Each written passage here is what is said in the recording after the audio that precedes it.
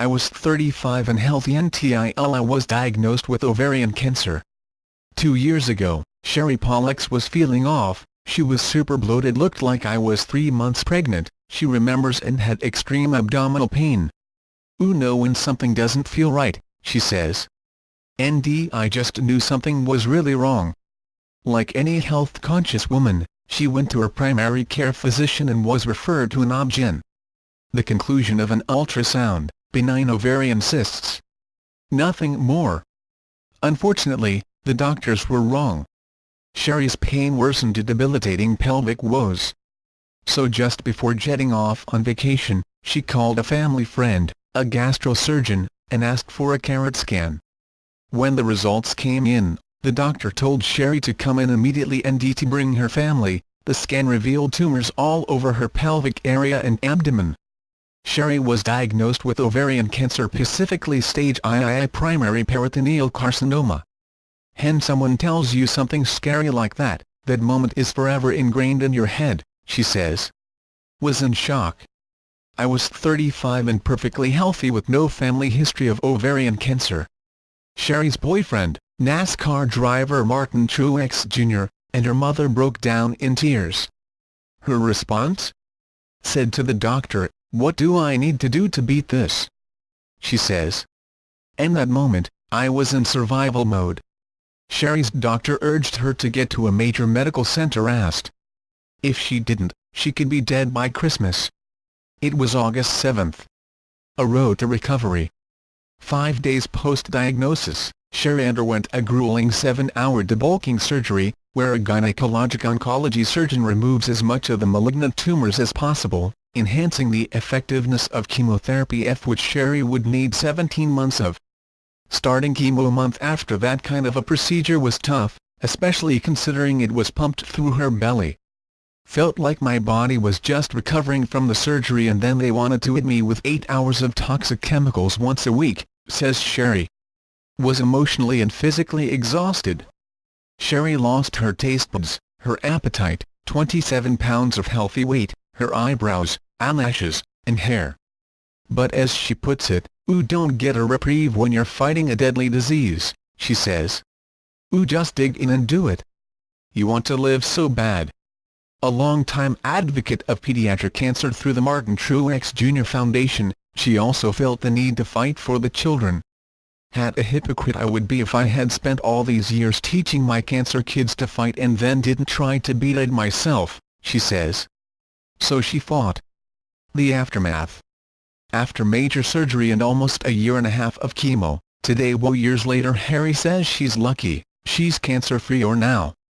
Never take one day of being healthy for granted, she says. Know that any day, cancer can rear its ugly head again. She's right. Statistics from Texas Oncology suggest the recurrence rate for advanced-stage ovarian cancer is between 60 and 80%. Though she suffers from fibrosis, hence scar tissue builds up causing pain, Sherry's doing relatively well.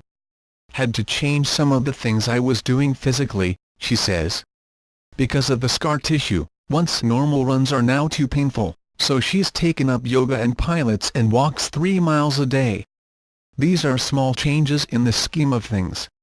Altering your lifestyle isn't a huge sacrifice when you're just happy to be alive, says Sherry.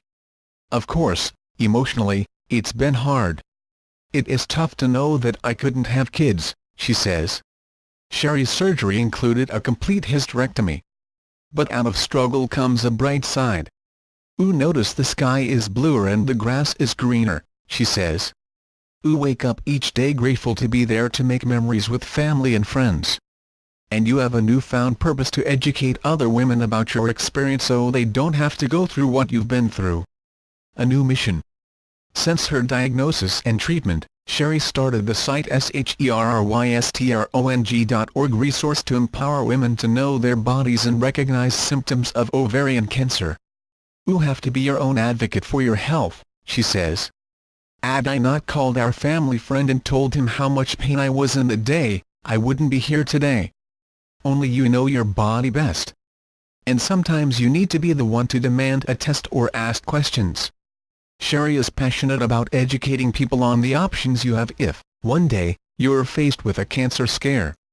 She's a huge supporter of the Vermilion OVA1 blood test, the first FDA-approved blood test to evaluate cancer risk in a pelvic mass. You can ask for it in the doctor's office if you're diagnosed with a pelvic mass, says Sherry, noting she wishes she knew about it when she was told she had benign ovarian cysts.